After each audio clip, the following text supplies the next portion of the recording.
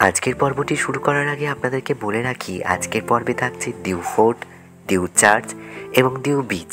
আর অবশ্যই আপনাদেরকে জানাবো ডিউ চার্চ এবং ডিউ ফোর্টের এমন কিছু কথা যা হয়তো আপনারা অনেকেই জানেন আবার জানেন না। তো আমরা এখন চলে এসেছি ডিউ ফোর্টে। ফোর্ট না, এখন আমরা দেখবো আগে হচ্ছে চার্চ, তারপর যাব ফোর্টে। তো চলুন চার্চটা দেখি, সঙ্গে থাকুন। এই যে এই চার্চটি আপনারা দেখছেন, এই চার্চটি আসলে গুজরাটের ডিউতে একমাত্র চার্চ হিসাবে বিবেচিত হয়। আর এই চার্চটি 400 বছরের পুরনো। এই চার্চটি 1601 সালে শুরু হয় এবং 1610 সালে এর নির্মাণ কাজ শেষ হয়। এই চার্চটিকে জেসুইট স্থাপত্যের একটি উদ্ভাবনী নকশা বলা হয়, যা ভারতের জন্য আদর্শ। আর এই চার্চটির নামও সেন্ট পল চার্চ। গথিক স্থাপত্যের এই অপূর্ব ভবনটি পর্তুগিজরা তৈরি করেছিলেন। যেহেতু এটি একটি ঐতিহ্যবাহী ভবন বা চার্চ, এটি সম্পর্কে অনেক কথাই বলার আছে।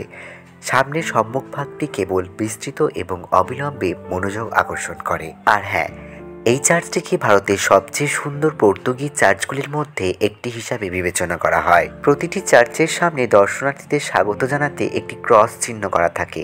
এটি খ্রিস্টান বিশ্বাসের লক্ষণ। আপনারা এই ডিউতে আসতে চাইলে আকাশপথে, ট্রেন পথে, বাই রোড আসতে পারেন। এই চার্চের ভেতরটাও ঠিক যতটা সুন্দর, বাইরেটাও কিন্তু অপূর্ব প্রাকৃতিক শোভা দিয়ে সজ্জিত করা রয়েছে। তো এতক্ষণ দেখালাম চার্চটা, এখন যাব আমরা ডিউ ফোর্টে। চলুন ফোর্টে দেখি, ফোর্ট খোলা আছে কিনা, নিশ্চয়ই থাকবে। এখন আপনাদের সঙ্গে করে নিয়ে আসলাম ডিউ ফোর্টে। এই ফোর্টের প্রবেশ মূল্য প্রতিজন 5 টাকা, তবে ফরেনারদের জন্য 50 টাকা প্রতিজন। ভারতের পশ্চিম উপকূলে অবস্থিত ডিউ ফোর্ট পর্তুগিজরা তাদের ঔপনিবেশিক শাসনকালে তৈরি করেছিল। এই ফোর্টটি বর্তমানে ভারত সরকারের অধীনে রয়েছে। এই দুর্গটি গুজরাটের দক্ষিণ প্রান্তে খাম্বাত উপসাগরের তীরে অবস্থিত। ডিউয়ের এই দুর্গটি একটি বিশাল পরিকাঠামো নিয়ে গঠিত, যা পর্যটকদের তালিকায় একটি বিশিষ্ট স্থান দখল করে রয়েছে। পর্তুগিজরা 1535 সালে এই ফোর্টটি নির্মাণ করেন, আর এই ফোর্টটিকে 1961 সাল পর্যন্ত পর্তুগিজরা নিজেদের দখলে রেখেছিলেন। গুগল ঘাটলেই আপনারা এই ফোর্টটি সম্পর্কে বিস্তারিত তথ্য পেয়ে যাবেন। তো আমি এখন আসলাম, একা এসেছি, অনেকটা উঁচুতে এসেছি। এখানের ভিউটাও কিন্তু খুব সুন্দর, দেখুন, অসম্ভব সুন্দর এখানের ভিউটা। রোদটা এসে পড়েছে তো, এখানে কামানগুলো আছে দেখুন। পর্তুগিজরা তাদের ঔপনিবেশিক শাসনকালে এই ফোর্টটিকে সুরক্ষিত রাখার জন্য এই কামানগুলি ব্যবহার করতেন। সেই কামানগুলি এখনও বর্তমান। আর এই ফোর্টটি থেকে আপনারা আরব সাগরের সুন্দর জলরাশিকে উপভোগ করতে পারবেন। দুর্গটি এতটাই বিশাল পরিকাঠামো নিয়ে তৈরি যে একদিনে ঘোরা কারোর পক্ষেই সম্ভব নয়। তবে হ্যাঁ, আরেকটি কথা আপনাদেরকে জানিয়ে রাখি, ফোর্টটিকে ঘুরে দেখার জন্য ভেতরে কিন্তু অনেক গাড়িও রয়েছে, তবে তার জন্য নির্দিষ্ট কিছু অর্থ ব্যয় করতে হবে। আমি একদম ওয়াচ টাওয়ারের কাছে চলে এসেছি, দেখতেই পাচ্ছেন ভীষণ সুন্দর লাগছে এখানকার ভিউটা। সামনে থেকে পুরো সমুদ্রটা দেখা যাচ্ছে, দেখায় আপনাদের দাঁড়ানো। এখান থেকে উঠলে পুরো ফোর্টটাকে দেখা যায়, সামনেই সমুদ্র। আপনারা যদি কখনো গুজরাটে আসেন তবে অবশ্যই এই অফবিট লোকেশনগুলো ঘুরতে আসবেন। এই সুন্দর স্থাপত্যগুলি দেখে আপনাদের মন ভালো হয়ে যাবে, সঙ্গে প্রাকৃতিক সৌন্দর্য তো রয়েইছে। ডিউয়ের চার্চ থেকে এই ফোর্ট পর্যন্ত আসতে গেলে আপনাকে পায়ে হেঁটেই আসতে হবে। এর ডিস্টেন্স মাত্র 500 মিটার।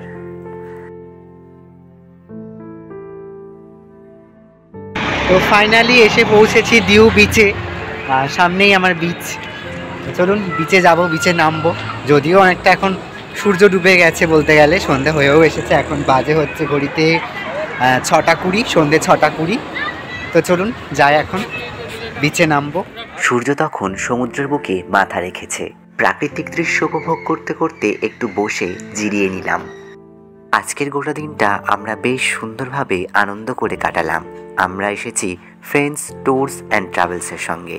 আপনারাও যদি ফ্রেন্ডস ট্যুরস অ্যান্ড ট্রাভেলসের সঙ্গে আসতে চান, আমি স্ক্রিনে নাম্বারটা দিয়ে রাখলাম, অবশ্যই যোগাযোগ করুন। যাই হোক, চলুন, অনেকটা টাইম আমরা এখানে কাটালাম। এখন আমরা ফিরে যাব আমাদের নেক্সট গন্তব্যে, পাড়ি দেব আমাদের হোটেলের পথে। চলুন তাহলে, আপনাদের সঙ্গে দেখা হচ্ছে পরের দিন সকালে। সুপ্রভাত সবাইকে। তো ফ্রেন্ডস ট্যুরস অ্যান্ড ট্রাভেল হঠাৎ করে আমাদের জানালো একটি বিশেষ অনুষ্ঠানে আসতে। আমরা এসে দেখলাম তারা তাদের প্রত্যেকটা সদস্যকে সম্বর্ধনা দেবেন। এটা আমার কাছে একটা অনন্য অনুভূতি লাগলো, ভালো লাগলো বিষয়টি। তো আমরা সেই সম্মান যে দেবে উত্তরীয় পড়িয়ে সেই অনুষ্ঠানটির দিকে আমরা যাব। বন্ধুরা আজকে চলে যাবে, ভিডিও নিচ্ছে। আপনাদের অনেক অনেক ধন্যবাদ, আপনাদের যেভাবে কোঅপারেট করবেন। কিছু ভুল ত্রুটি থাকে একটু মতামত দেবেন।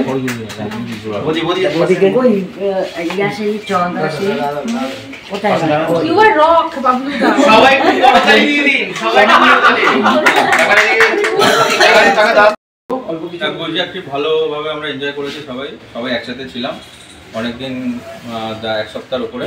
খুব ভালো এনজয় হয়েছে। বাবলুদা খুব হেল্পফুল, মানে এত হেল্পফুল মানুষ আমি সবকিছু টাইমলি অ্যারেঞ্জ করে সবকিছু করেছে এবং এক্সট্রা দেখিয়েছে, মানে যেটা ছিল না সেটাও দেখিয়ে দিয়েছে। বাবলুদা রক, নেক্সট ইয়ার আবার হবে, নেক্সট ইয়ার আমরা আছি। আমাদের মধ্যে রয়েছেন উনি, আমার সাথে দুবার ট্রিপ করেছেন। কোথায় বোধহয় আসাম গেছিলেন, এরপর একটা সেকেন্ড ট্রিপ, তখন এই সময় আমি ছিলাম না। তো এখন গুজরাটে আছি, এখন ওনার সাথে আমি টুকটাক করলাম, মানে আমি ছিলাম ম্যানেজার হিসেবে। তো ওনাকে একটা ছোট্ট উপহার দেবো এবং একটু সম্বর্ধনা বা শ্রদ্ধা দেবো। একটু প্রিয় পড়িয়ে গোরাচাঁদদাকে একটু সবাই হাত তালি দেবেন।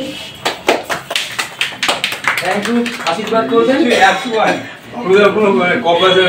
আচ্ছা দিদি ভাই, কোনো অসুবিধা অসুবিধা অনেক হয়েছে না? কিছু অসুবিধা হয়নি। উত্তমদার ফ্যামিলি আসবে, উত্তমদা অনেকগুলো প্রায় করেছে, আমার মনে হয় কতগুলো ট্যুর করেছেন। কেরালাও গেছিলেন, আরও অনেক বিভিন্ন জায়গায় গেছেন। আজকে গুজরাট ট্রিপটা আমরা শেষ করলাম, রাজস্থানেও গেছিলেন। প্রত্যেক ট্যুরের শেষে একটা ছোট্ট একটু সম্বোধনা আমরা দিই। সম্বোধনা দেখতে পান অনেক সময় স্টেজে, আমরা কিন্তু স্টেজে নয়, আমরা স্টেজে নেতাদের দেওয়া হয়, কিন্তু নেতাদের না, যারা যাত্রী বেড়াতে যাচ্ছেন আমাদের সাথে তাদেরকেও আমরা দিই। এবং উত্তরীয়টা একটু সবাই মিলে আপনি উত্তমদার জন্য। আমাদের সাথে এই প্রথম ট্যুর করছেন গুজরাট ট্যুরের মাধ্যমে, এবং উত্তমদার রেফারেন্সে উনি এসছেন চন্দন রয়, মিস্টার চন্দন রয়, ম্যাডাম আপনার বদি রয় এসছেন। তাদেরকেও আমরা একটু সম্বর্ধনা দেবো। আমাদের ট্যুর কেমন, আপনি কিন্তু অনেক উপদেশ দিয়েছেন আমাদের, সেটা কিন্তু আস্তে আস্তে আমরা নিচ্ছি, গ্রহণ করছি। কারণ ভুল ত্রুটি তো অনেক সময় হয় সবারই। আচ্ছা, সামান্য একটুখানি উপহার, একটা স্মৃতি দুজনকে দিচ্ছি, একটু হাততালি সবাই মিলে। আমাদের দীর্ঘকালের সাথী, আমার বন্ধু এবং তার ওয়াইফ এবং তার ছেলে, প্রায় 9-10 খানে ট্যুর আমার সাথে ট্যুর অনেক বছর ধরে। একটু সামান্য সম্বর্ধনা বা ভালোবাসা জানাচ্ছি। Thank you Babuda. হ্যাঁ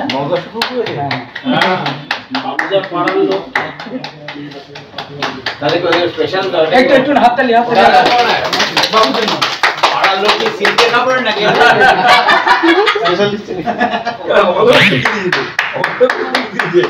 আবার প্রস্তুত। তাদেরকেও আমরা ছোট্ট সম্বর্ধনা বা উপহার দেওয়া দিচ্ছি। আমাদের টোটাল ট্যুরটাই ওরা আমাদের কভার করেছে। আপনারা ওদের চ্যানেল অবশ্যই সাবস্ক্রাইব করে দেবেন। ওদেরকে কিছু বলার জন্য অনুরোধ করব। সেটা হচ্ছে কি, আমরা বিভিন্ন জায়গায় পেড প্রমোশন করি বা বিভিন্নর সঙ্গে কোলাবোরেশন প্রমোশন করি, ট্রাভেলের সাথে করি, কিন্তু আমার এখানে এসে সবথেকে বেশি যেটা ভালো লাগলো সেটা হচ্ছে পারিবারিক ব্যাপার একটা, যে সহযাত্রীদের মধ্যে কারোর মধ্যে কিন্তু কোনো ক্ষোভ হলেও সেটাকে আপাতত পারিবারিক সমস্যা বলে চুপচাপ সেটাকে মিটিয়ে নেওয়া, এটা আমার কাছে বেশি ভালো লেগেছে। মধ্যে রয়েছেন বর্ধমান থেকে কৃষ্ণাদি এবং মৌসুমীদি, গুজরাট ট্যুরে ছিলেন, আজকে শেষ দিন। ওনার রুমেই ওনাকে সম্বর্ধনা দিচ্ছি, কারণ বর্ধমান কডলাইন আশীর্বাদ করবেন। অনেক ছোট ভুল ত্রুটি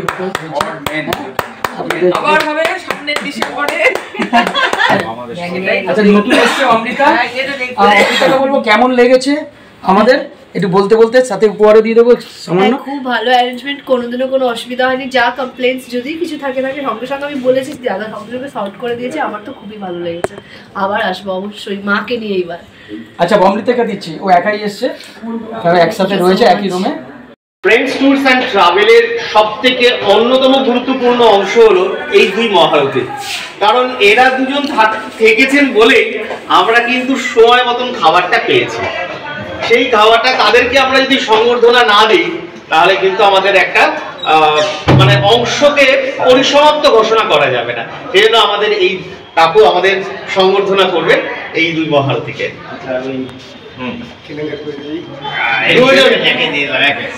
ব্যাস, এটা আমাদের সবার তরফ থেকে একটু মিষ্টি খাওয়ার জন্য তোমাদেরকে এটা দেওয়া হচ্ছে। তোমরা রাখো।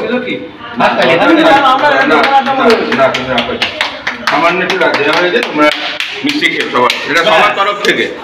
যাই হোক, চলুন আজকের পর্বটি আমরা এখানেই শেষ করছি। দেখা হচ্ছে খুব তাড়াতাড়ি নতুন আরেকটি পর্বে। ভিডিওটি কেমন লাগলো কমেন্টে অবশ্যই জানাবেন।